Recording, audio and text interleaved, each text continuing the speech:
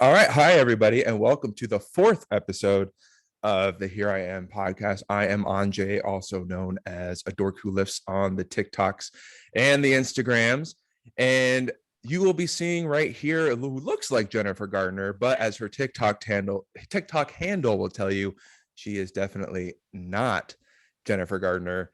She is Abby Rosmarin, who is one of the most talented people I have ever come across.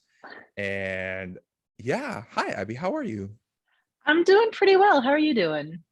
I'm hanging in there. I've had a really stressful past couple of weeks, and even like yesterday, I had to drop a bunch of money on my house just to like fix something. It's not like I want to Oh, like spruce this up. It's like adulting, and I don't like it, and so I'm just like, oh yeah. It's very stressful, but we're here. I'm excited to do this. I'm uh very appreciative for your time again. And yeah. hey. So you and I met through TikTok, and I think the the fascination I have with TikTok now is how people just got started. So what made you want to like join the TikTok apps? So I was part of that quarantine millennial wave that happened in like late March of 2020. One of my friends who had been like talking about TikTok in the months leading up to the pandemic had kind of gave me like another nudge towards it. Which I had avoided because I was like, no, that's the Gen Z thing. Like I had that mindset of like, oh, that's the Gen Z dancing app. I'm solidly elderly millennial. And then once the quarantine hit, I was like, you know what? Fine. Let's get this additional app. I'm essentially unemployed anyways. Let's see what this is about. I had no intention of making any content, and when I did make content, it was just kind of just with any random stuff. Like I was actually seeing if I could participate in these little like trends and dance trends. Nothing serious, nothing. I wasn't committed to content creation. And then, as luck would have it, I got dumped about a month and a half into the pandemic, which absolutely devastated me. And I made my first like very serious TikTok, and that song I'm completely blanking on I just remember her first name is Natalie, but that Surrender song that Oh everybody yeah. was yeah, Mm-hmm. everybody was using that as their soundtrack, as they would like put some very serious text above their head as that song was playing. And I was one of the people who did that as well, like explaining that I was broken up with and I was heartbroken. And here I am crying on camera, like, not, I wasn't even planning to, but little did I know that this would very much set the tone for a lot of how I would make my content. But that, in my eyes, it went viral. I look back on it and it was, 2 or 3 thousand likes. But it's amazing what you count as viral when you're first starting out. Oh yeah. Um, and I found this is actually really cathartic, like sharing my struggles, sharing my pain. And now, mind you, all these videos have been taken down since then. I definitely had a moment where I got very freaked out when people in real life started finding my TikTok, and I scrubbed my page of a lot of stuff. But before then, there was a lot of videos where I was processing that breakup, processing what I was doing, what my mindset was, both present day and while I was in that relationship.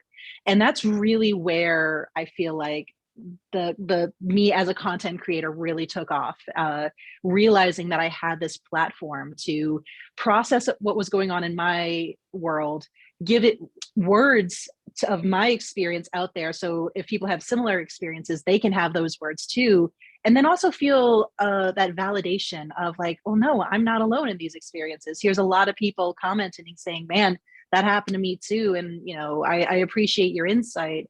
And yeah, the rest, as they say, is history. I've now been creating on TikTok for what, 2 years now. Yeah, I actually kind of have like a similar story. I joined TikTok during that lovely wave when like everybody was doing it. But when I did, like, I had a friend who was just kind of going like, go get on TikTok. I'm like, I don't want to watch people dancing. Like, that, I mean, that's cool that it's a thing, but no.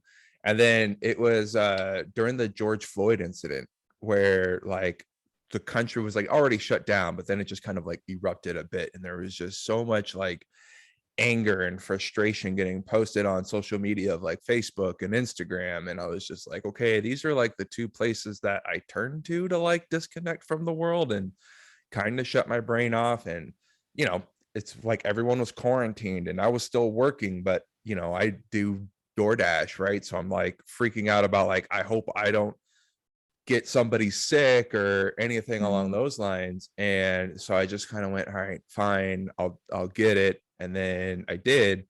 And then again, I had zero intention of making content. I was just like, I'm just here to mindlessly scroll and shut my brain off.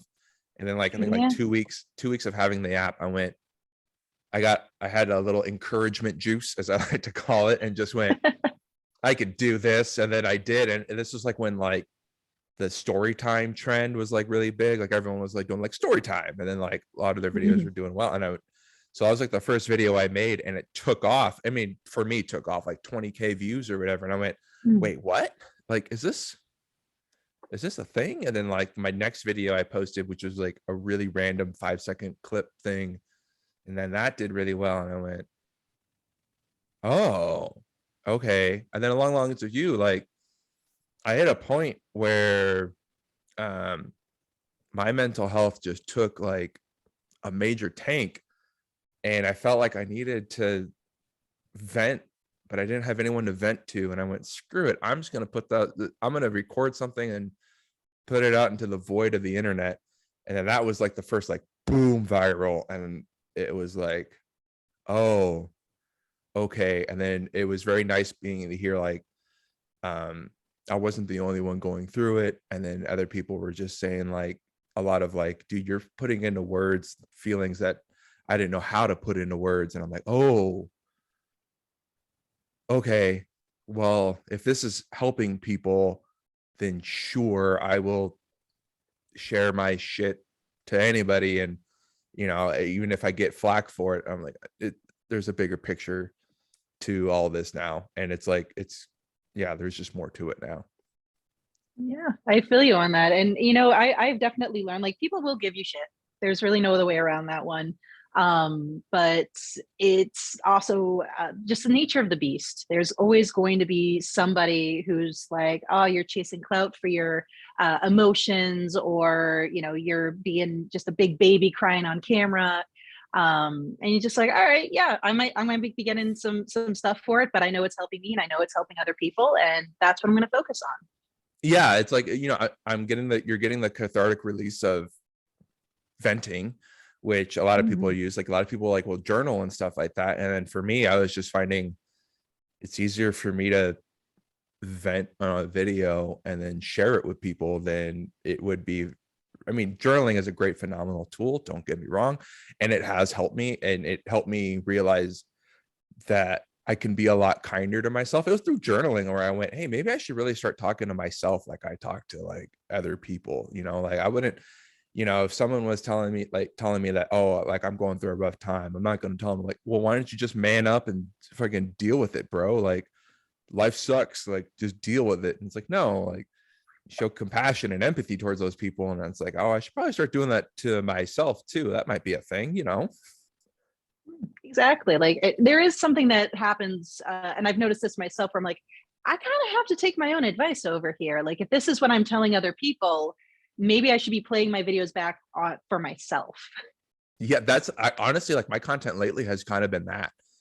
I'm sharing this thing, but it's like, okay, you should watch this too, bro. Like pay attention to what you're saying to other people and put that mirror on yourself. And yeah, that's been like a real like cathartic thing for me. And you know, yay therapy for helping me like realize all these things. Like that's the beautiful thing about it. But um yeah, it's been turning kind of into a tool of me going like, okay, I can watch this back and like go, oh yeah, dude, yeah, you should do that too.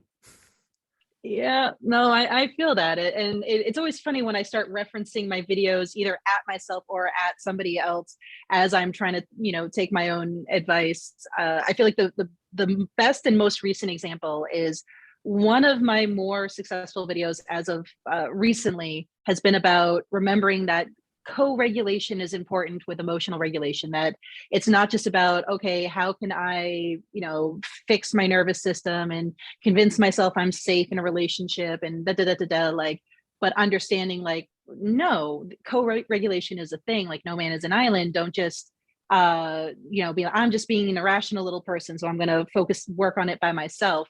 But involve the person or persons in your life in that co-regulation. And I was realizing, I was like, I'm not taking my own advice. I am so, lone wolfing when my nervous system is going haywire, and I need to be including the people in this process. And really, I'm like, I need to take, like, I cannot be seeing these notifications telling me that I'm giving these people good advice and not be taking my own advice. And in fact, I even was referencing that video as I was trying to be a little more transparent with those I love. That I'm like, hey, here are my struggles. Here's where my nervous system is all frayed and nerve endings. But yeah, it really is a beautiful moment when you realize that you're teaching yourself as much as you're teaching to other people. Oh, I completely agree. And then like for me, like that's a trauma response to be like, do as I say, not as I do. Cause like you could be like, hey, you really need to start like loving yourself or being able to like reach out and talk to people. But then like when shit's going down in your own life, it's like, no. I've been taught I'm a burden. I don't want to burden anybody else. Like, no. I gotta cut it off. And that's like, that's always like the shitty things with trauma is like, it's never your fault, but it's stuff that you have to process and heal from. And like I think that's like the biggest pain in the ass that people really struggle with, because a lot of people that I come across, it almost feels hopeless for them. And I think, I don't know if you've dealt with this, but I don't know if people look at you and think, oh, you're healed, you're fine, you've completely figured it out. And it's like, no, this is an ever going process. Like, this shit's ingrained in our bodies. Like stuff comes up. What you learn to do is how to handle it, or like, oh, these feelings are coming up. All right. Oh yeah. Almost kind of like figure out, like, why is this coming up? Why am I thinking of this right now? Why is this popping up? And then like, okay. And for me, like I have PTSD. So from when my mom passed away. And sometimes when I have like those PTSD nightmares of like that night that she died just flashes back in my head, I have to keep reminding myself, you're here, that happened. You're here now. I don't know if you struggle with that too, of like, you have something pop up and you're like, hold on, calm it down. No, I feel that. And very fittingly, on my drive to work this morning, I was really going down the rabbit hole of, I have complex post-traumatic stress disorder due to, just my upbringing and then things in my adult life that compounded it. And I was very fittingly saying, hey, you have complex post-traumatic stress disorder. Would you be judging, say, a veteran who had a panic attack because fireworks went off? Would you be judging anybody who has a form of PTSD for having a post-traumatic reaction? Like, I need to be giving myself that same grace, and kind of swerving back to that, like, I need to be including people in this process. Those moments where those things pop up, and you have to remind yourself that, like, yep, my survival response just got challenged. Everything is on high alert. I need to bring myself back. I'm not in the past anymore.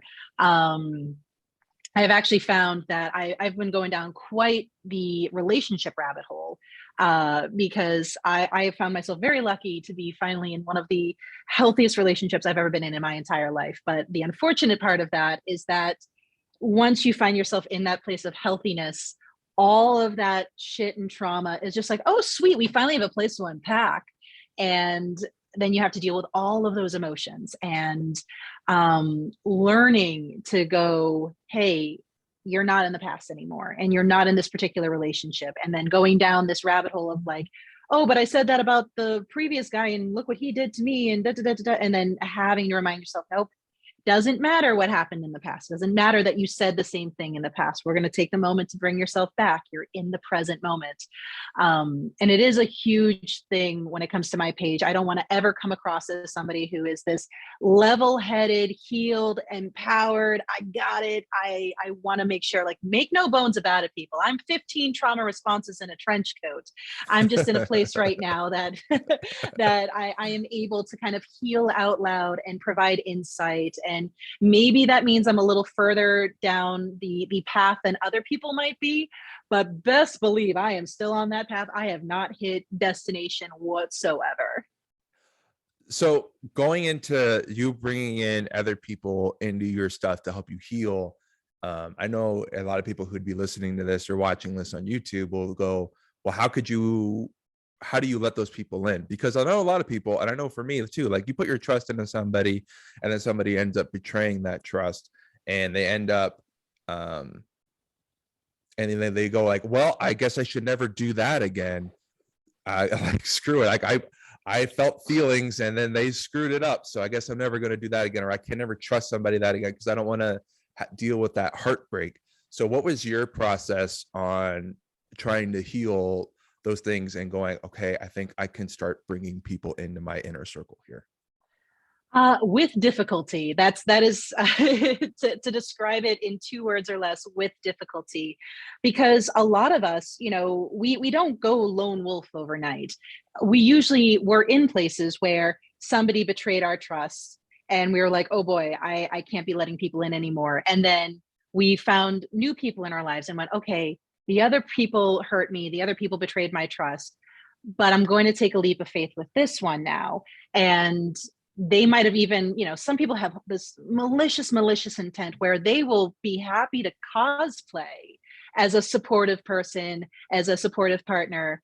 But it's just part of their whatever scheme they've got going on in their head, which then compounds it even further, where it's like, all right, cool. I took a leap of faith for this person and they kept telling me that I could trust them and blah, blah, blah. And that proved to be like literally the worst thing I could have ever done. I unfortunately, to unravel a little more of my relationship stuff, the 2 relationships I was in leading up to the one I'm in now, both people prided themselves on being like, no, but I'm a safe haven. You were hurt in the past, but I'm here now. And which, I look back on and I realize it's very red flaggy in a lot of ways, that if you have somebody who's that gung-ho to be like, yes, you've been hurt in the past.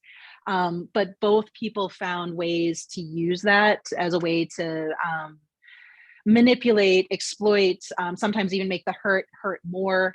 And so then you end up in a place where I'm like, I really am all frayed edges. Like, I don't know if I can trust a person who says, I am here and I'm in support, because those people said they were here and in support. But something my therapist has said that really, really has resonated, and I've been trying to find the words to put this together at some point for a TikTok, where we've been tackling the internal message of, I am never safe in any relationship ever. Which I feel a lot of us have that that core belief. And that means we always have our guards up. We always have one foot out the door, like, yeah, these people are cool, but I'm going to keep this protectiveness because I'm actually never safe. I never know when that ball is going to drop. And as she said, the counter message to that is not, I am always safe, or I'm even sometimes safe, depending on the relationship, but that relationships are so vital to my existence that at some point I have to take the gamble. And that was, for me, a real turning point. Because it has been a really rough month for me, at least mentally. There's been a lot of struggles. And I found at first I was not telling anybody about it. I was not telling my boyfriend. I was not telling my bestie. I would sometimes joke like, yeah, my nervous system's not my buddy right now. And then they would say, is there anything we can do to help? And I'd be like, no, it's fine. I got it. Very lone wolfy. Yeah. And I realized, I was like, I'm putting up walls, and I am finding it harder now to connect with these people that I love, because I'm just a little more on guard than I was before. I am not inviting them in. And because I am not inviting them in, there's this natural pushing away. And I have to make a choice now. Either I invite them in, or I acknowledge that I'm going to mess this up. I'm going to push away people who do not deserve to be pushed away. And it is scary as fuck. I'll be the first Oh to admit. yeah. Yeah. Um, Even when, and this is something I do, where I will over explain myself to the cows come home, and like setting up the safest parameters ever. Like, I realize this is not based in reality, and da da da, and it's not in, I'm not saying it's anything about you and your character, and like cute, like this amazing, setup, so they understand, like it's all like, processed, like almost in PowerPoint format. And I'll still walk away from that going, geez, they hate me now. This is it. They finally know that how, crazy I am, and they don't think I love them, and I don't think they love me, and they're gonna leave me now. And it's so tough to do that. Like, all right, I gotta take myself back. I gotta bring myself back to the present moment. Yes, that is my survival response, going absolutely haywire to the idea of letting these people in.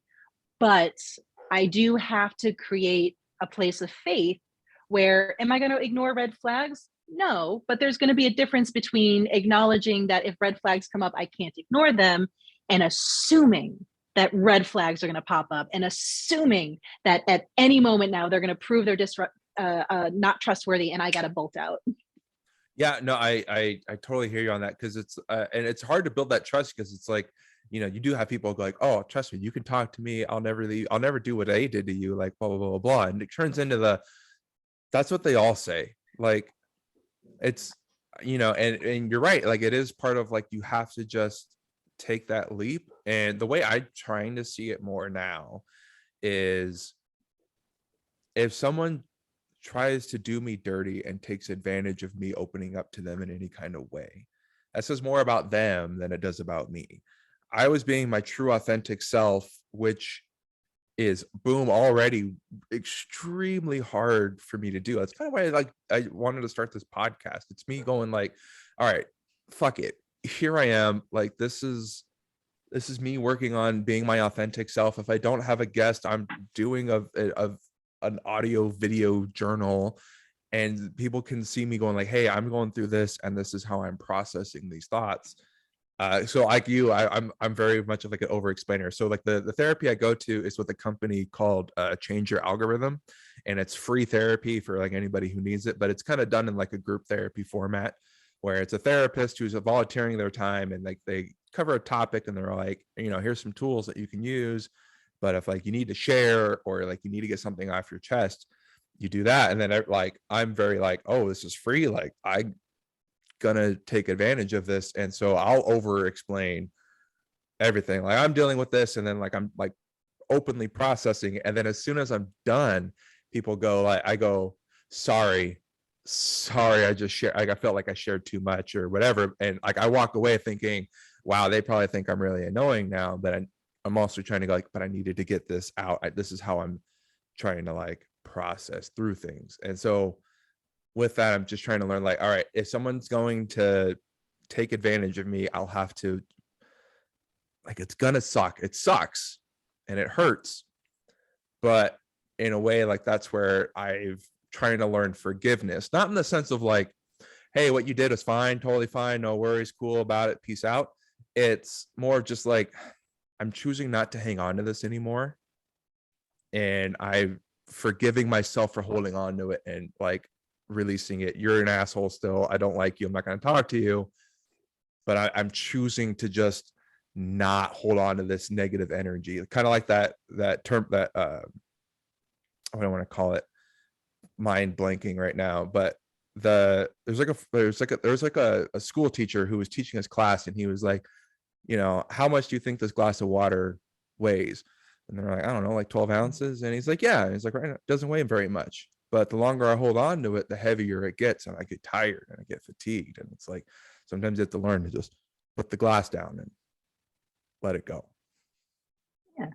I feel that, like it's an interesting thing to navigate, because and anybody who follows my page knows that uh, I very much am about the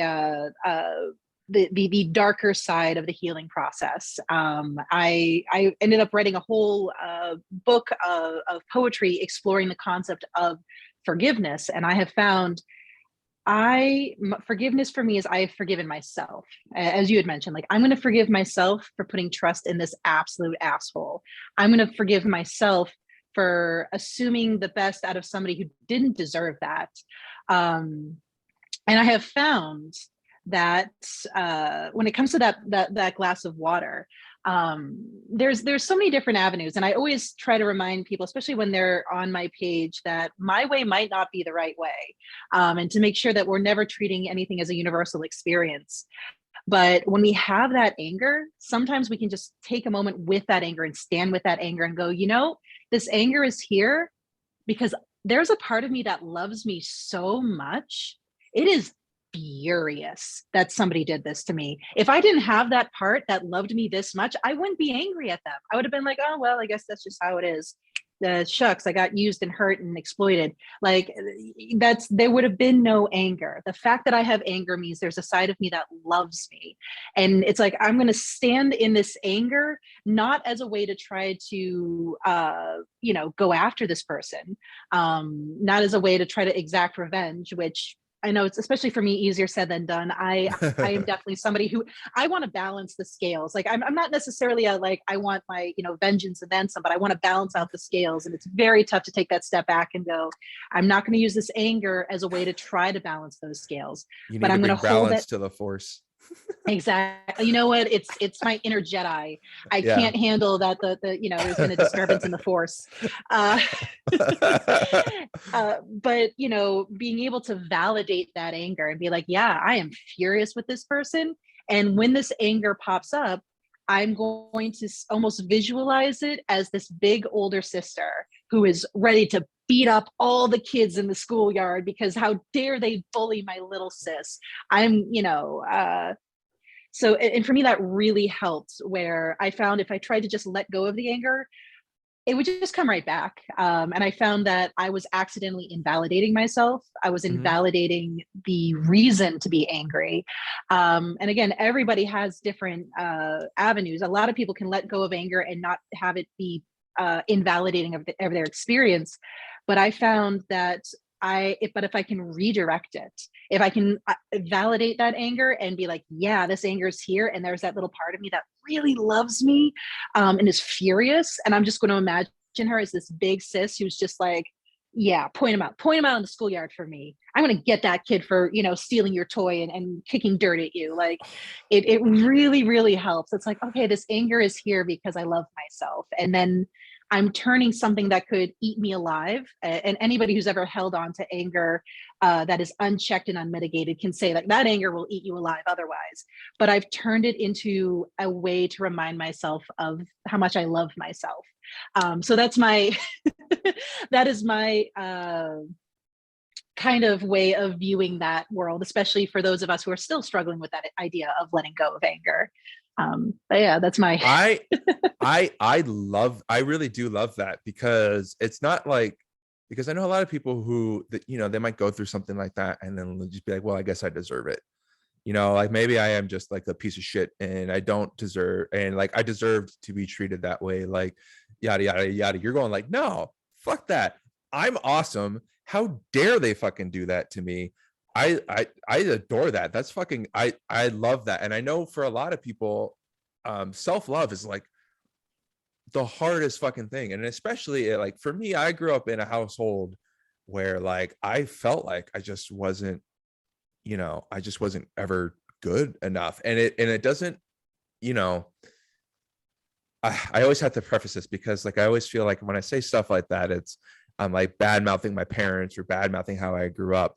I owe my parents fucking everything. Like I'm adopted and they brought me into their home. And like, well, yes, I do have traumas and self-esteem issues from like my father.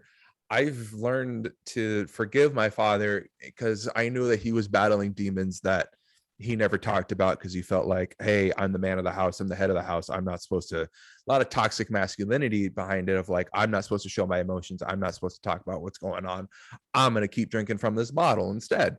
But like it's taking me like a really long time, and like this past like year and a half or about a year, I've been really trying to work on loving myself and like telling myself, dude, you are good enough.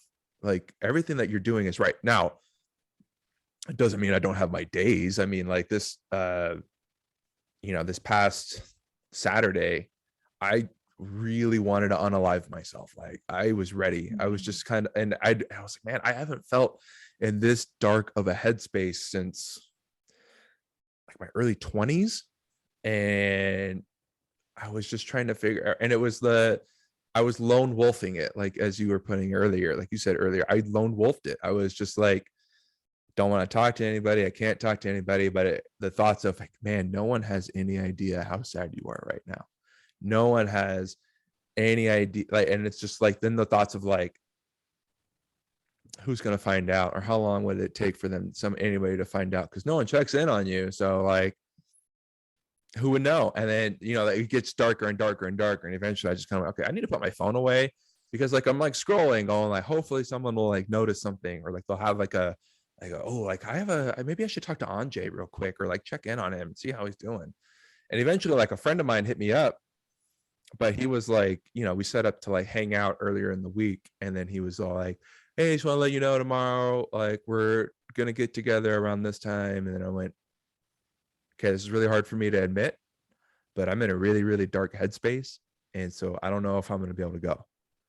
Mm-hmm. And then oddly enough, he goes, well, it's going to be a small get together if that makes any difference. And I was like, dude, I don't give a fuck. I don't care. Like that's not, no. And then he goes, I'm like, I have to make it to tomorrow first. And then he goes, oh, I get it. I clicked for him. And then like, he ended up calling me and like talking me through stuff and, getting me out of that funk in the headspace. But I was just like, all right, I need to like, I was at the point where I was like, I'm just completely zoning out and trying to like take care of myself in the best ways possible. Cause I know that whenever I'm in that kind of a dark of a headspace, I always kind of try to tell myself like, hey dude, just get to tomorrow. Cause you don't know how you're going to feel tomorrow. You might feel better. You might feel worse, but you won't know until you get to tomorrow. And that's kind of like always like my own little mantra of like, just get to tomorrow. And then I know for a lot of people, they deal with like, I've been feeling like this for weeks or months or whatever. And for me, I'm like, yeah, me too. But I always say get to tomorrow. And that tomorrow could be a week from now, a month and that from now, a year from now. I don't care. It's one day I know that I'm not going to feel like this anymore, or I'm going to feel a little lighter. And I also think that's something that, I don't know if you'll agree with this, but I think that that's something that people do struggle with on when you have a day where you're really in a really, really dark headspace, but say like the next day, it's still there, but it's not as heavy. Like it's not taking that as a win. Like that's a little victory for yourself right there. Like, hey, you don't feel as shitty as you did the day before. So like, why are you, so like take that as the win. Realize that, and I guess for me, it's been in my therapy journey, I've been a lot more self-aware of my thoughts and how I'm feeling. And that's kind of been like the beautiful thing of like the self-love journey. Oh yeah, no, I completely agree. And it reminds me of the one day at a time that you see in AA, NA, Al-Anon, adult children of alcoholics, that what sometimes we need to do is go, I just need to make it to the end of today. And if the end of today feels too insurmountable, I need to make it to the end of the hour. If even just the hour feels too much, I need to make it to the end of this breath. And you just keep building on it. And like, yet the intention is to just, see how many of those end of the days you can get to. But even just in that moment, like right now, it's just to the end of that day. And if the next day you feel a little bit better, feels a little bit less heavy, or even if you just feel a little bit stronger than you were before, like those are wins. If there's one day where it's like, man, I took 20 steps back, so I was like, okay, that doesn't mean that all those wins leading up to this day are gone.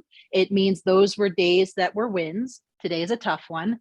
Get to the end of it. And even if it is like kind of climbing yourself back up, but you're always climbing up with a little more strength, a little more insight. In some ways, it reminds me of this. It was a TikTok I saw that took a very I don't want to say cliche, but it's very frequently used analogy when it comes to grief, and changed it, where the original analogy is, you have this box and inside it is this ball, and the ball is our grief, and every time it's this small little box, and basically every time that ball moves, it's hitting the box, and so that means you're constantly feeling the grief over and over. But in time, the ball gets smaller and smaller and smaller, so it takes a little bit more time for it to hit the various walls. And you find that with time, like it's still you're lessening the instances of this happening. And the TikToker took it and flipped it on its head, and I actually really appreciated this, where they said the grief ball stays the same size. What actually will happen is that box is getting bigger. You're having new life experiences, new strengths, new support systems. And, the grief is still there, that the pain, the depression, the anxiety, the PTSD, it might still stay the same size, but you have gotten bigger. And therefore it takes so much more work for it to hit those edges now. And I've always loved that, where it's like, if I can get to the end of the day, then that box is a little bit bigger than it was before. If I can get to the end of this moment, that box is a little bigger than it was before. And I have to have faith that with time and just experience and adding on things in life, it is going to make it easier to have that ball sized of mental health struggles be inside that box. That's really interesting that you said that, because I've made videos using that exact same analogy, except not the box is getting bigger. I always say the ball gets smaller. And so like for me, I was always like, when you're dealing with like the death of a loved one or whatever, like especially for me, I've dealt with it too many times in my life, but it's when it first happened, that ball is just really big and it's hitting all four sides of that box, and like all this pain, and it hurts. And then like the ball does start to get smaller, and as it gets smaller, it starts to move around, and like that's where like it takes longer time for it to do it. But I like that flip of the analogy, where now the grief is there, it's going to hurt, and when it does end up hitting a wall, it still hurts, and that's okay that it hurts. But it's I like that you have more life experiences and everything like that. Like I know with like the loss of my parents, it's been like, I don't think my dad's been gone for 10 years. My mom's been gone for 5. And I don't think I've ever gone a single day without sporadically saying out loud, I miss my mom, I miss my dad. But it's not like, it's just like, I always think of them, like a thought always comes up or whatever. And I go, oh, I wish they were here for this. Oh, I wish I was here for that. Most days it doesn't hurt. It's just going like, oh, I wish they were still around. But then I have my days where like that ball hits the wall and I'm like, fuck, I just want them here. Like, and like I said, like, it's like my father, like, yeah, he had an alcohol issue, and he, towards the end of his life, he was like taking a lot of that verbally on me. But that doesn't mean like I didn't love him to death. You know what I mean? Like, it doesn't mean that like I hated the man or anything like that. I loved him dearly. And like, I always go like, I cherish like the things that he did teach me. But I'm also going like the lone wolf thing kind of stemmed from him, where his thing was always like, like common sense. He'd be like, it's common sense, young man, figure it out. Here's an issue, figure it out. That's kind of teaching me, don't ask for help, just figure it out yourself. Like, don't ask anyone to help you. And then so like for me, like that's when I get into my lone wolf mode of like, if I'm going through something, now I'm cutting everybody out. I'm going to figure this out myself. This is what I've been like ingrained in me to do. Like, I'll figure it out. And then like, if I did ask for help, it was almost like, it's like a sense of shame. And it made me feel like I was failing at something. And that like, this happened like a couple months ago. Like we had these, I might have mentioned this already on a previous episode, but like we had like these crazy winds in California.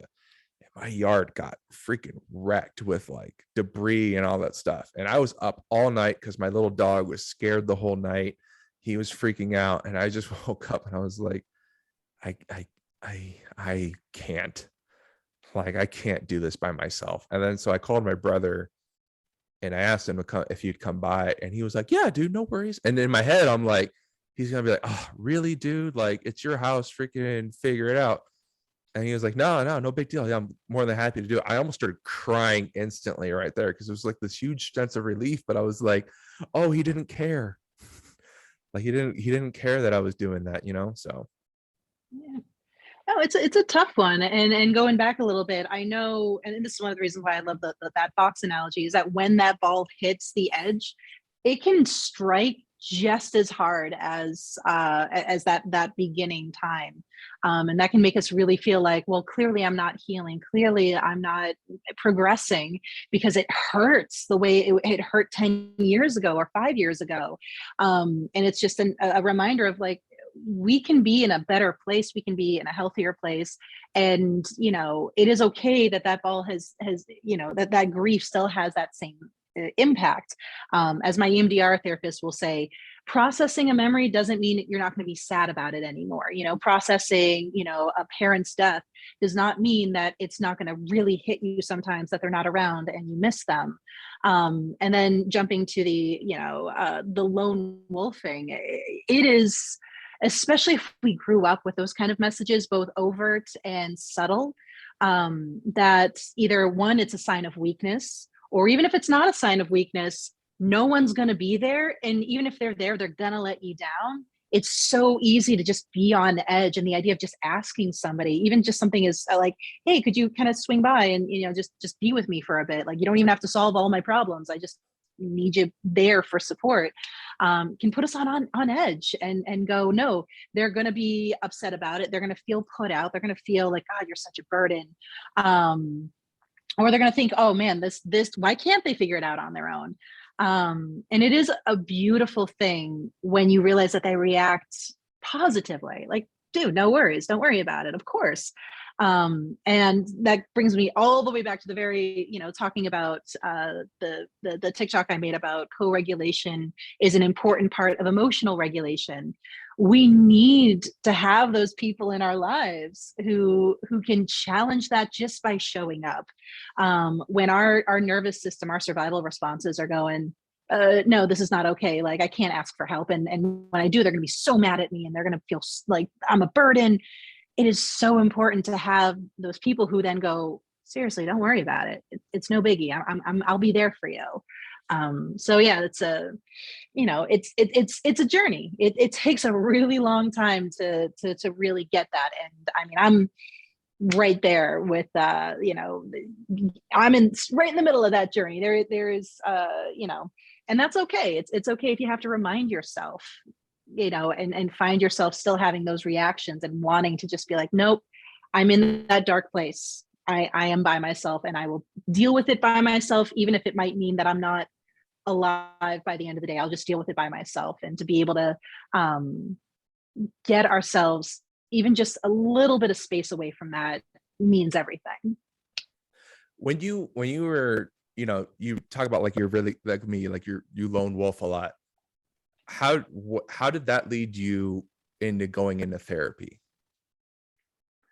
I found that I was at such a rock bottom in my life. And in some ways, I went into therapy for the wrong reasons. And this is 2015 when I started my therapy journey, where my father was in free fall from Parkinson's, who in his Parkinson's, unfortunately, both the fact that he was still drinking while doing Parkinson's medication and treatments, and the fact that he was in such an addict's mindset that it was like, I'm not going to listen to the doctor, I'm just going to take the medication how I want to, very much sped it along. And what could have been something that he dealt with over the span of a decade became something that became really, really bad over the span of 10 to 11 months. And during that time, I unfortunately dealt with a really terrible predator who had, looking back on it now, I understand was grooming and manipulation and gaslighting, but we didn't have that vocabulary back then.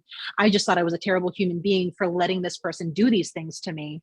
And then on top of it, I was having all these life crises, and the relationship that I was in at the time was completely on the rocks because I was just, reacting blindly out of trauma. And I was like, if I don't want to lose my relationship, I need to go into therapy. And which, admittedly, what made it look very performative, and it probably was performative. I got to definitely call myself out there that the first time getting into therapy might not have been the most genuine, but it's what got the ball rolling. And in some ways, having such a terrible therapist. My first therapist was, I'm sure she was good for certain clientele, but she was not very trauma informed. You could tell she got her degree like 30 years ago. There was a lot of times where I would be like, I don't understand why I'm doing this. And she would kind of shrug her shoulders and be like, have you tried meditation? And I'd be like, I'm a yoga instructor. I'm a yoga instructor. Are you fucking kidding me? But because of that, because I was getting so frustrated with her, I started getting into, just starting to just Google things about, especially things like Al-Anon, because I knew my mom had done Al-Anon meetings when I was younger, which for those who don't know, Al-Anon is kind of like AA, but it's for loved ones of alcoholics as opposed to the alcoholics themselves. And through that rabbit hole, I started learning about adult children of alcoholics, and then learning, wait a minute, I'm doing the things that I'm doing because I'm a child of trauma. And everything clicked. The second therapist I had, we had a much better rapport with. And then eventually from there, jumping into EMDR therapy, where there was a little bit of a couple year break in between therapists where I was like, oh no, we're in a good place. Yay. And then I made some life choices that made me go, oh boy, I got some healing to do, jumped back into therapy with my current EMDR therapist. And all of that was much more not about performative, like I got to do it so I don't lose my, relationship. So my partner doesn't leave me, but more, I know that this is something I need for myself. But it is tough if you're a lone wolf person, and especially if you're a lone wolf and say your first therapist is not cut out to work with you like mine was, that can easily just make the problem worse. Like, great, see, I've been proven that I need to do this on my own, because even the professional helper can't help. Yeah, it's hard. That's exactly what happened with me in my first. So 2015 is the first time I also went to therapy. And I felt like I was smarter than my therapist. Like I was, I would, process stuff or whatever, and then just kind of look at her like, what do you think? And she'd be like, I don't know. Like I felt like I was predicting every single thing that she was going to say to me. And then like there'd be like instances where like I would say something and I'd be like, oh, I mentioned that last week too. And she'd be like, oh, I forgot. And I'm like, I saw you write it down. Did you not check your notes before seeing me or anything like that? And no, she didn't. And then like when I was quitting my job to take care of my mom full time, her goal was to find me another job closer to home instead of continuing our work. And I went, okay, now, like she was more concerned about having a client and getting the money from it. And like she was older, but she was just new to the therapy game. Like she just got her degree and she was trying to build up a clientele and try to like make this thing a career for her and everything like that. But like after that, I was just like, all right, screw it. Like this isn't good. And then like I tried going through an avenue of finding a therapist on a sliding scale. This was like the past 2 years or so. And the one I tried reaching out to never reached back. And it just kind of goes like, damn. And then finally, like a buddy of mine told me about the company that I work with now called Change Your Algorithm. And he was like, hey, dude, like you have a pretty decent sized following on TikTok. Do you mind making a video about it? And I was like, yeah, wait, hold on. What? And I'm like, it's free. And I was like, okay, I'm gonna try this out and test it out, because it's one of those like it's not costing me any money. And that's the hard part. Like people like finding a therapist is like finding a good doctor or like finding a Mhm. relationship. You know what I mean? Like you got to find the person that you click with, and not just go like, okay, this one person, whatever they say is law or whatever. It's like, no, there's many different kinds of therapists out there, and there are many different kinds of therapists who just aren't for you and they don't work. So like for anybody who's like looking into going into therapy, I'm always like, be patient and just feel it out. If you have anything in your gut that goes like, no, this isn't the person for me, or like this isn't feeling right, find someone else, because like there's going to be another therapist out there who's going to like be that fit for you. Exactly. And that's a huge thing that I wish a lot of people understood, especially if they're dipping their toes into the world of therapy, is one, the adage that we want to use with every person is very true with the therapist, that how they are with us is not a reflection of us, but a reflection of them, whether it is lack of proper training, lack of proper mindset, bedside manner, or just incompatible ways of interacting. And that if it doesn't work, it doesn't mean therapy doesn't work. It just means you and that particular therapist and you and that particular therapy style doesn't work. To add in my own education, I'm currently getting my master's in clinical mental health counseling, literally to become some version of a therapist. And I just finished my counseling theories class, and we probably covered 13, 14 different therapy modalities, different theories about going, how to have your client's counselor relationship, everything from cognitive behavioral therapy, feminist therapy, dialectical behavioral therapy, reality therapy, even Freud's psychoanalytic theory. And some of them are so vastly different that you cannot believe that they exist in the same textbook. And it is just a reminder that sometimes it's not the right technique. Sometimes it's not the right therapist. And if it doesn't work, it just means that particular therapist, that particular counseling modality is just not what's going to work. And to have that patience and have faith to be like, all right, this didn't work, but I'm going to see what else might. Yeah, I agree wholeheartedly. Wasn't quite aware that that's what you were going to get your master's for. What made you want to make that decision and go down that path to wanting to become a therapist? It was a very interesting one where it starts with being a yoga instructor and losing most of my job during the pandemic. Because I've been a yoga instructor now for about a decade. And from the jump, I've always preferred working with special populations. Like one of the first populations I ever worked with was the homeless. I figured we have enough gym yoga instructors, we have enough yoga studio yoga instructors. And since yoga helped me in such an important way to get myself into my body and to learn how to breathe and to learn how to be present, I want to make sure I'm giving that to other people, and not from a namaste roses and love and positivity, but more, hey, the world's really tough, and this is what we can use, and we can take these lessons on the mat and apply them to real life. And from there, I started getting training in trauma sensitive, trauma informed yoga, started working with populations like veterans with PTSD, and eventually finding a job at a hospital that had me come in twice a week to do what are known as skills groups. But in this case, a trauma-informed yoga as a way to learn how to combat stress and anxiety.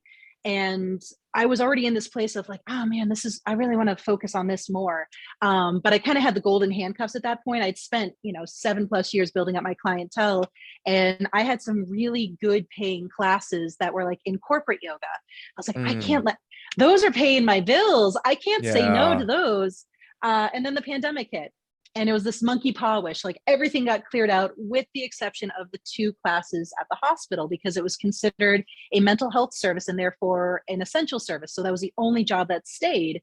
And that place, I remember coming in a week or two into the pandemic, and somebody was asking, or the director was asking, how, how's it going for me? Because, my job's probably been affected. And I was like, yeah, actually, it completely wiped out my schedule. And I just watched her go, do you need more work? And I was so taken aback. I stumbled over my words. I was like, yeah, I'd be happy to. And from there, it expanded. I started working in the eating disorder unit. I started working with partial hospitalization, and especially the eating disorder unit. I had a moment of like, there is so much I don't know. Like I am teaching, I'm teaching yoga, but I'm not just teaching yoga. I'm teaching a very body-based therapy. I am not equipped to just be coming into this with the training that I've had. And then one thing kind of led to another. And I was like, you know what? What if I return back to school? I get my master's in clinical mental health counseling. I get licensed as a therapist.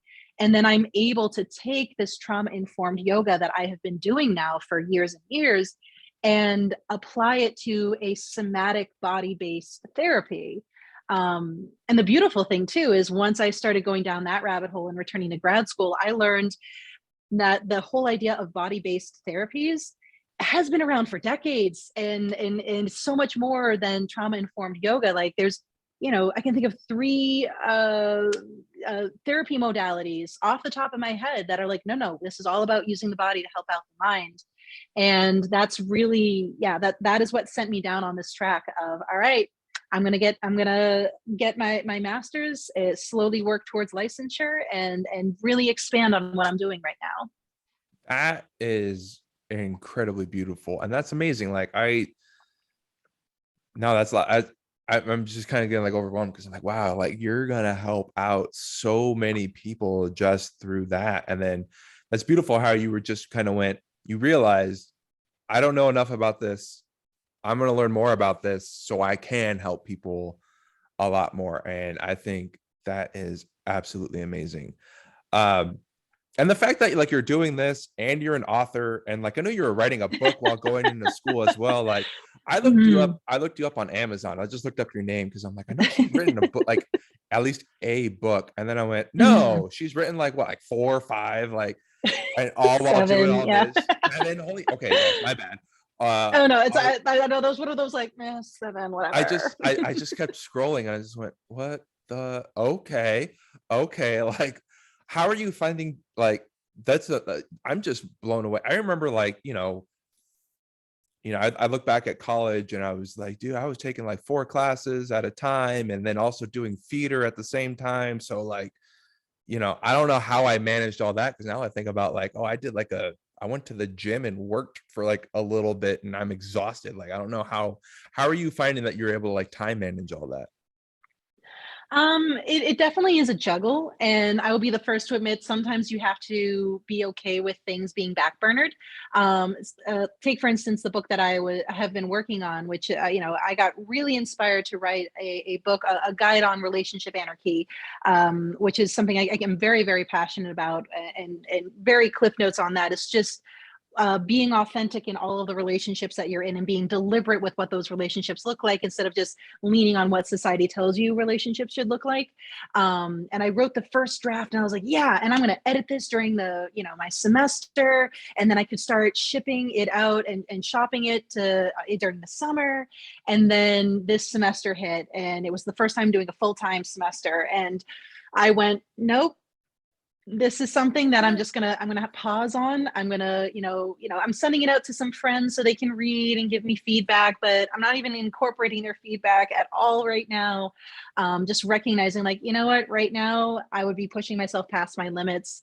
And I think that's probably the biggest thing. Like, yes, like making sure that I am parceling out my time and being structured. I'm the person by basically this time today, I am writing out my to-do list for tomorrow to make sure that I'm getting the things that I need to get done. But also understanding that, sometimes you need to rest. Sometimes you just need to say that is just not going to happen today. And I'm going to be okay with that. And it is better that I give myself that rest and give myself that break than try to push through and inevitably burn out. That, yeah, that is for me, that's one of the hardest things that I've been trying to be kind to myself about, because like, my schedule is always like, I wake up, I go to the gym, I work, I make content, I work some more, and then I come home, and then like, even then, by the time I get home, I'm just burnt out, and I look around my house, I'm like, okay, I need to do this and this, but I don't have the energy for it. And I need to be like, it's been really hard for me to, instead of go, stop being a lazy piece of shit, to, you don't have the energy Mm. for it right now, it's okay. Like, you are allowed to relax, you are allowed to unwind. And I think that's a truth for a lot of people, that it's a struggle, because it's like, if you're told, like, if you don't do the XYZ or whatever, you failed for the day, and then like that, the failure word sends people into like a Mm. whole other spiral of badness. um wow, okay, so we've been on for like over an hour right now, so I that's, believe so. Yeah. this is freaking going by as fast as possible. I don't want to keep you for too long. One last question I want to, well, I have two last questions. Mhm. The first one is, because I just find this fascinating, for anybody who does write a book, what made you like initially go, I'm going to write this, and then I'm going to get it published? I mean, it's an interesting thing where, since I've been writing since, honestly, since I was a kid. And I know for me, at some point, especially in college, I was like, I have this idea and I want to flesh it out. And I was very lucky to get be part of a creative writing class for one of my classes for college. And I used that as that time to flesh out that idea, and going, all right. And now, you know what? And it was on ice for a bit, but then after college, I went, you know what? Let's see what I can do with this. Let's see what, who wants to publish this. And all of it, from conception, writing, querying agents, if you're trying to get down that mainstream book deal route, or going down the route of indie publishing and doing it more yourself, all of it is just perpetual leaps into the unknown. I have likened writing a book to not just running a marathon, but running a marathon that is a trail run in the forest at night, and literally the only thing you can see in front of you is what your headlamp can show.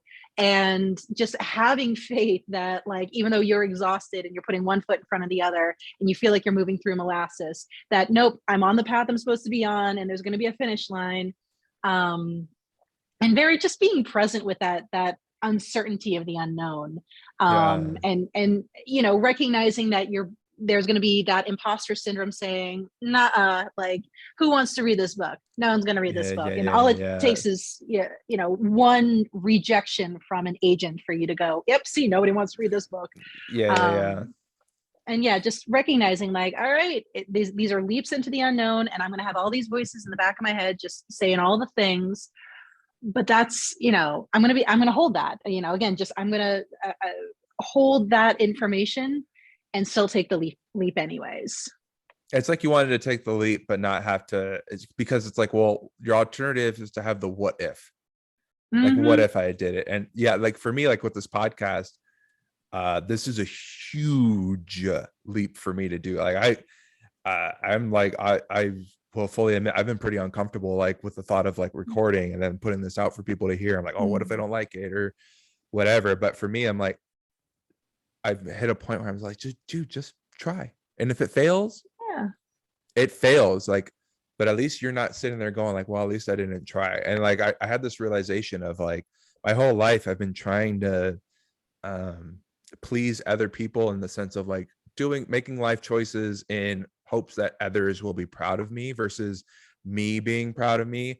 And doing, like, creating something like this for me has been like, you're doing this for yourself, you're taking this leap yourself, this is something that you can be proud of, and it doesn't matter if other people are proud of you for it too, as long as you're content with it. Exactly. So yeah, Yeah, I fully agree with that. yeah. And so like when I realized like how much you've written and all that stuff, like I know a lot of people who are like, they write as a hobby, like that's their big hobby or whatever. But the fact that like you just went, no, fuck it, I'm gonna take this leap, like I'm gonna do it.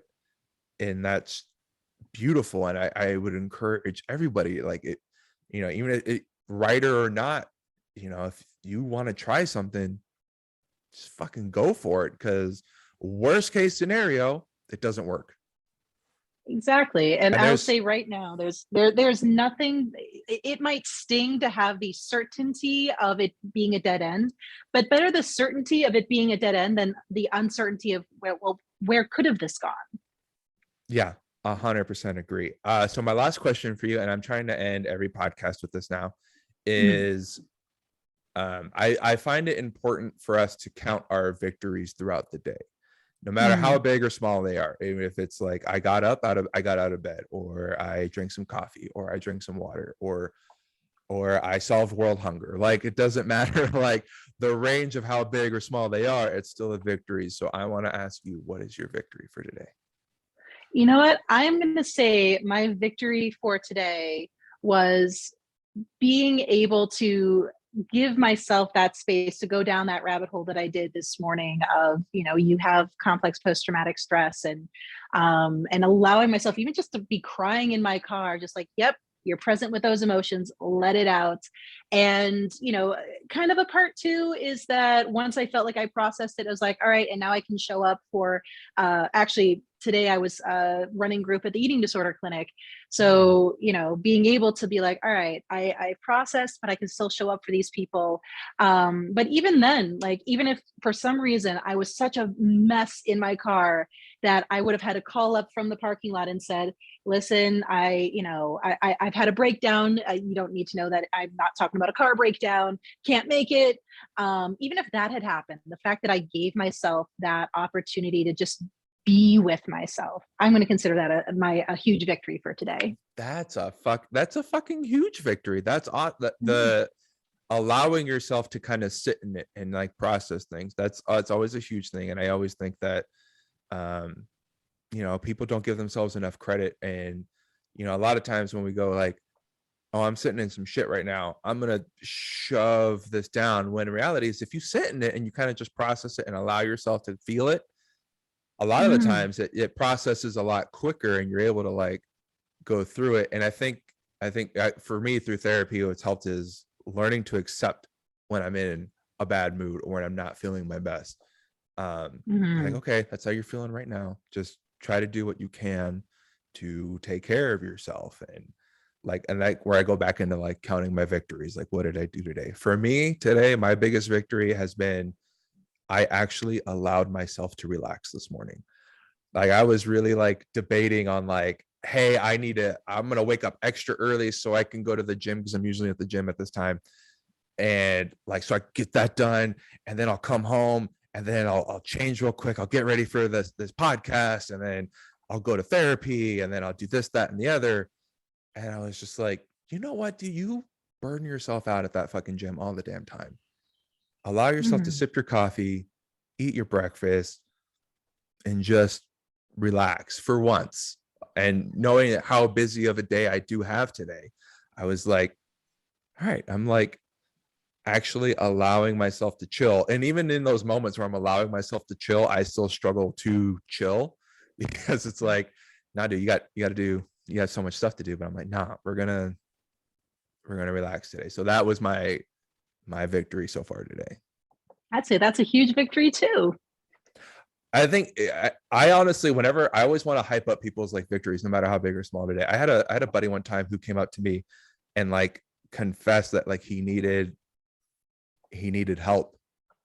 And I just went Mm. batshit on him, like, fuck yeah, dude, that's awesome. Like, I was like so proud of it, because it's hard. And it's like, Mm. I'm like, hey, dude, you acknowledge that Yeah. step. And I think like if somebody does anything positive for themselves, no matter how small, more we acknowledge it, I think like the better we end up feeling.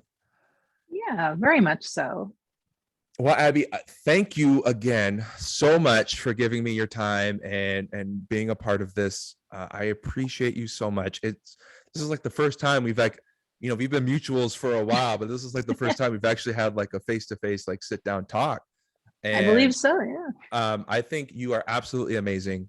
Truly, you are. I think it's amazing what you're doing. I thank you for sharing your story with me, and then I'm sure all your followers are saying the same thing. You're making a difference in people's lives, And Oh, I just want to say I appreciate you so very much. oh, thank you. And likewise, my friend, I appreciate you too, and all the stuff that you are putting out there, and all the help that you are doing for people with that. That's so very kind of you. So for everyone who's listening or watching, thank you for hanging out with us for a little while. Please be kind to yourselves, and yeah, be good.